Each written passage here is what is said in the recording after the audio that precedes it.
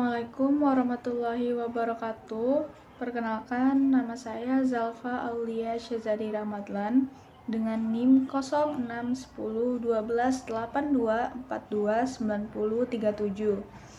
Pada video kali ini, saya akan memaparkan materi mengenai hakikat IPA dan pembelajaran IPA terpadu kurikulum merdeka untuk tingkat SMP dan MTS. Silakan disimak baik-baik videonya. Untuk yang pertama, saya akan menjelaskan dulu apa itu IPA.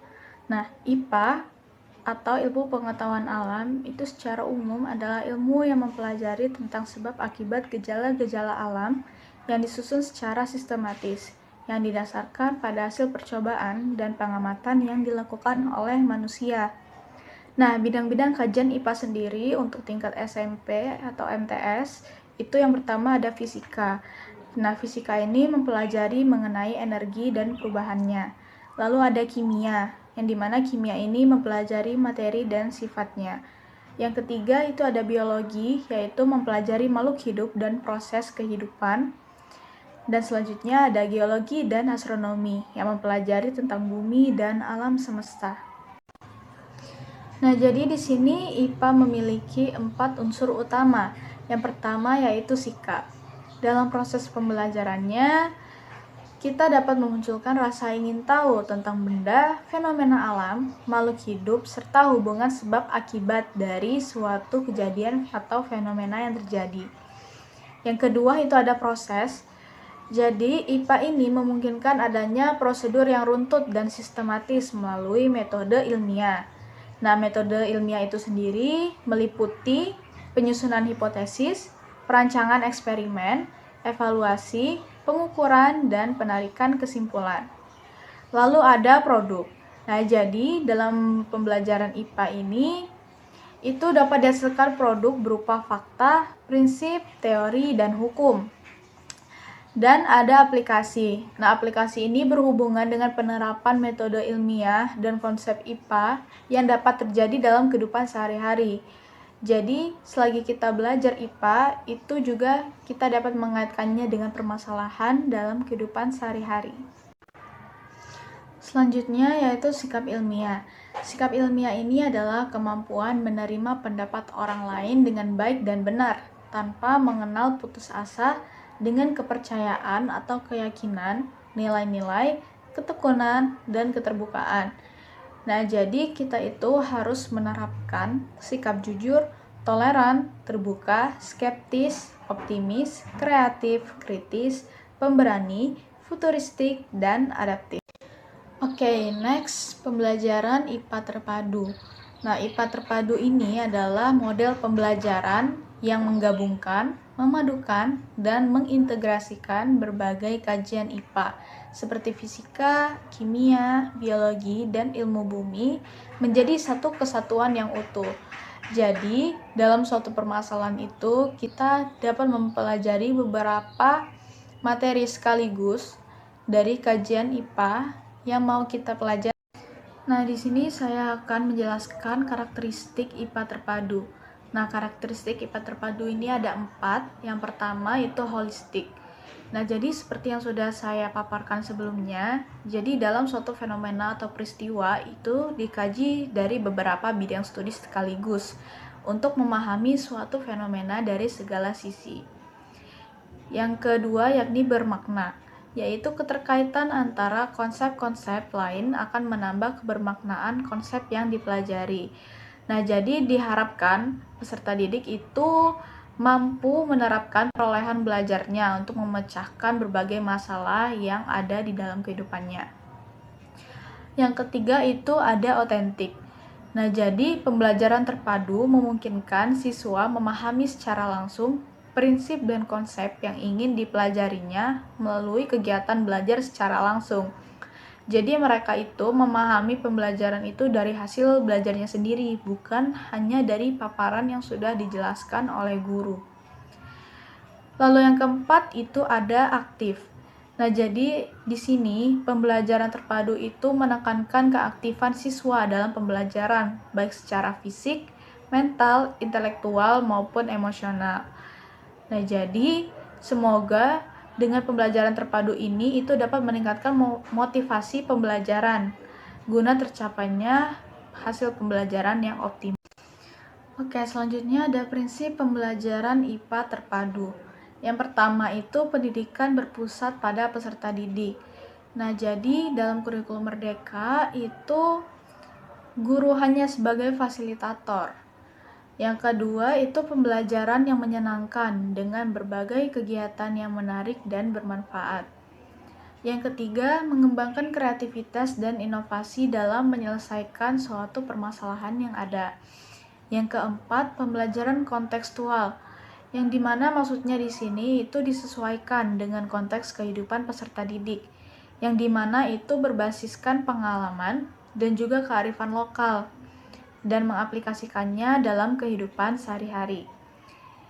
Dan yang kelima itu ada pembelajaran inklusif, yang dimana pembelajaran ini memang diterapkan untuk semua peserta didik, namun tetap disesuaikan dengan kemampuan setiap peserta didik, yang dimana semuanya itu berbeda-beda. Oke, di sini ada manfaat pembelajaran IPA terpadu. Yang pertama itu ada penghematan waktu. Jadi, ketiga ke bidang kajian IPA itu dapat dipelajari sekaligus dalam memahami suatu fenomena. Lalu yang kedua itu tumpang tindih materi dapat dikurangi bahkan dihilangkan. Yang ketiga dapat melihat hubungan yang bermakna antar konsep fisika, kimia, dan biologi. Jadi kita dapat memahami keterkaitan antara bidang yang satu dengan yang lainnya dalam suatu fenomena itu. Yang keempat itu meningkatkan taraf kecakapan berpikir peserta didik. Jadi dalam memahami suatu fenomena itu, peserta didik dituntut untuk berpikir kritis. Lalu yang kelima itu gagasan atau pemikiran yang lebih luas dan lebih dalam ketika menghadapi situasi pembelajaran. Jadi dalam mempelajari fenomena itu, peserta didik dapat memunculkan ide-ide baru terkait penyelesaian masalahnya. Lalu yang keenam itu motivasi belajar peserta didik dapat diperbaiki dan ditingkatkan. Yang ketujuh, menciptakan struktur kognitif yang dapat menjembatani antara pengetahuan awal peserta didik dengan pengalaman belajar yang terkait. Yang dimana di sini dalam kehidupannya pasti peserta didik itu dapat menjumpai hal-hal yang mungkin menurutnya itu dapat berkaitan dengan konsep IPA, yang dimana itu dapat membantu siswa atau peserta didik memahami lebih dalam terkait konsep IPA tersebut. Yang kedelapan, memahami hubungan materi IPA dari satu konteks ke konteks lainnya. Dan yang kesembilan, peningkatan kerjasama antara guru subbidang kajian terkait, guru dengan peserta didik dengan peserta didik, atau guru dengan narasumber. Jadi belajar itu dapat lebih menyenangkan karena dalam situasi yang nyata dan juga dalam konteks yang lebih bermakna. Nah, tadi sudah sempat saya singgung sebelumnya mengenai kurikulum Merdeka. Nah, kurikulum Merdeka itu adalah kurikulum yang dikembangkan untuk mendukung visi pendidikan Indonesia dan pemulihan pembelajaran. Kurikulum ini pertama kali diluncurkan pada tahun 2022 dan sifatnya opsional. Artinya, sekolah bisa memilih untuk mengadopsi atau tetap menggunakan kurikulum 2013. Nah, dalam kurikulum Merdeka ini, pembelajaran terpadu bertujuan untuk memberikan siswa pemahaman yang lebih luas sehingga mereka dapat melihat hubungan antar disiplin ilmu. Nah, dalam kurikulum Merdeka ini ada yang dinamakan dengan profil pelajar Pancasila. Yang dimaksud adalah pelajar Indonesia ini merupakan pelajar sepanjang hayat yang kompeten, berkarakter, dan berperilaku sesuai nilai-nilai Pancasila. Nah, diharapkan peserta didik itu dapat beriman atau bertakwa kepada Tuhan Yang Maha Esa, mandiri, bernalar kritis, kreatif, bergotong royong, dan berkebinekaan global. Nah, dalam prosesnya itu terdapat proyek penguatan profil pelajar Pancasila atau yang disingkat dengan P5, yang merupakan upaya untuk mendorong tercapainya profil pelajar Pancasila dengan menggunakan paradigma baru, yakni melalui Project Based Learning atau PJBL, yaitu model pembelajaran yang menggunakan proyek sebagai inti proses belajar.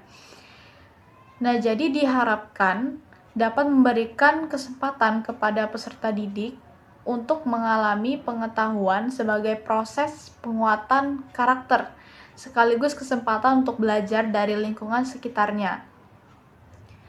Nah, dimensi profil pelajar Pancasila ini menunjukkan bahwa profil pelajar Pancasila itu tidak hanya fokus pada kemampuan kognitif, tetapi juga sikap dan perilaku sesuai jati diri sebagai bangsa Indonesia sekaligus warga dunia. Oke, di sini saya jabarkan capaian umum fase D untuk tingkatan SMP.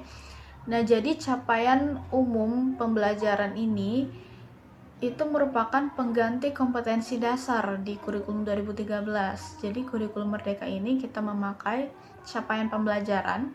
Di sini ada capaian umum fase D yang berbunyi pada akhir fase D peserta didik memahami proses identifikasi makhluk hidup, sifat dan karakteristik zat, sistem organisasi kehidupan, interaksi makhluk hidup dengan lingkungannya, upaya mitigasi perubahan iklim, pewarisan sifat dan bioteknologi di lingkungan sekitarnya.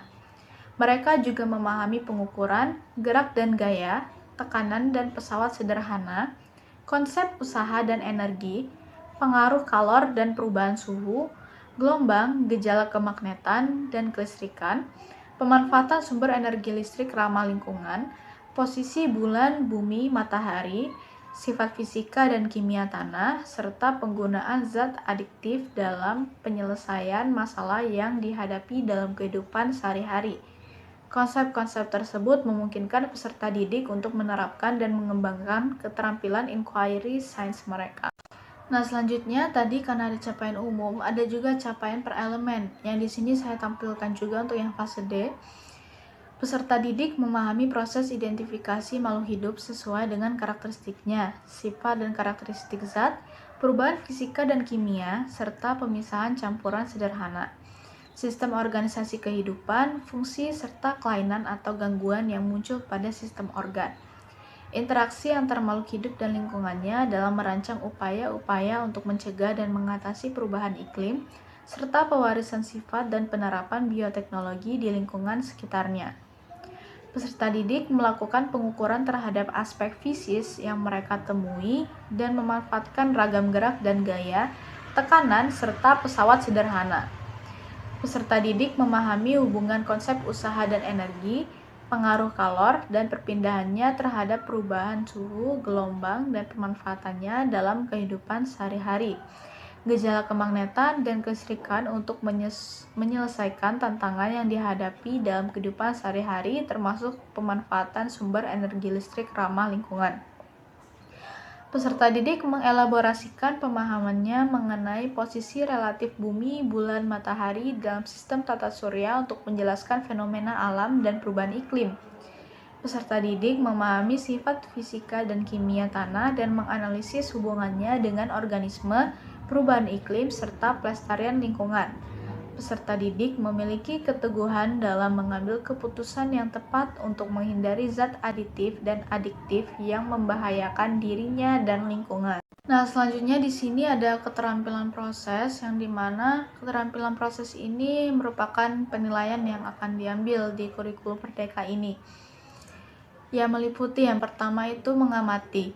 Peserta didik ini mampu melakukan pengamatan terhadap fenomena dan peristiwa di sekitarnya dan mencatat hasil pengamatannya dengan memperhatikan karakteristik objek yang diamati.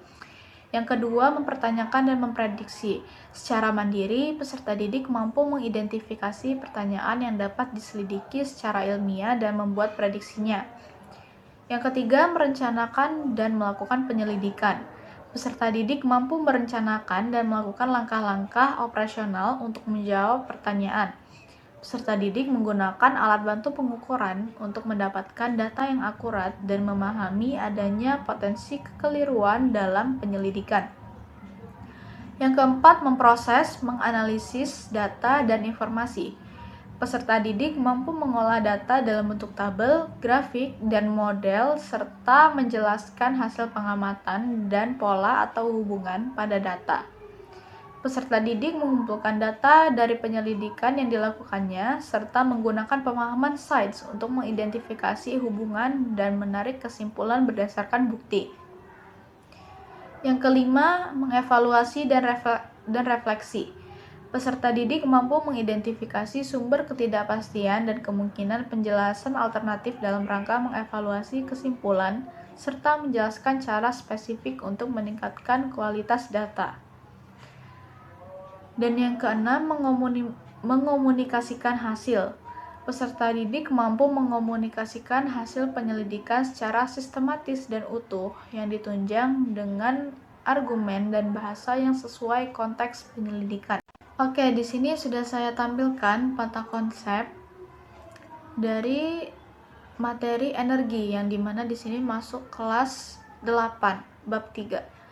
Nah, dari peta konsep ini bisa dilihat bahwa itu bisa menyangkut materi fisika dan juga bisa menyangkut materi biologi. Nah, jadi kita hanya perlu mencari permasalahan yang tepat agar dapat mengaitkannya dengan materi bab ini. Jadi bisa dikaitkan dengan energi dan juga bisa dikaitkan dengan metabolisme yang terjadi dalam serangkaian energi itu. Nah, di sini ada pelaksanaan pembelajaran. Nah, dalam melaksanakan pembelajaran IPA terpadu di kurikulum Merdeka ini, hal yang pertama itu harus membuat perencanaan pembelajaran. Jadi di sini yang pertama itu adalah kita harus menetapkan bidang kajian yang akan dipadukan. Yang kedua, mempelajari standar kompetensi dan dari kompetensi dasar bidang kajian yang dituangkan dalam bentuk CP dan ATP. ATP ini adalah alur tujuan pembelajaran yang dimana disusun sendiri oleh pendidik setelah menentukan tujuan pembelajaran dari CP yang ingin dicapai. Lalu ada memilih atau menetapkan tema atau topik pemersatu. Lalu membuat matriks atau bagan hubungan kompetensi dasar dan tema atau topik pemersatu. Selanjutnya adalah merumuskan indikator pembelajaran terpadu. Indikator di sini yaitu adalah alur tujuan pembelajaran, lalu menyusun silabus pembelajaran terpadu, dan terakhir menyusun rencana pelaksanaan pembelajaran terpadu. Jadi harus disusun secara runtut pelaksanaannya itu bagaimana agar kita dapat melaksanakannya sesuai dengan urutan tersebut. Di sini yang kedua ada pelaksanaan pembelajaran. Nah, yang pertama itu ada kegiatan pendahuluan atau awal. Jadi pengantar sebelum memasuki materi itu harus dilakukan dengan baik. Yang kedua ini kegiatan inti pembelajaran. Di sini baru kita memasukkan materi-materi. Dan yang ketiga itu kegiatan akhir atau penutup dan tindak lanjut. Jadi harus diawali dengan baik dan diakhiri dengan baik pula dalam mengantarkan suatu pembelajaran. Dan yang ketiga ini ada penilaian. Nah, penilaian ini dilakukan berdasarkan keterampilan proses tadi yang sudah dijelaskan di awal, supaya kita dapat menilai peserta didik dengan baik menggunakan keterampilan proses itu. Sekian penjelasan materi dari saya mengenai hakikat IPA dan pembelajaran IPA terpadu kurikulum Merdeka untuk tingkat SMP atau MTS. Saya mohon maaf apabila ada kesalahan dalam bertutur kata. Saya pamit undur diri. Wassalamualaikum warahmatullahi wabarakatuh.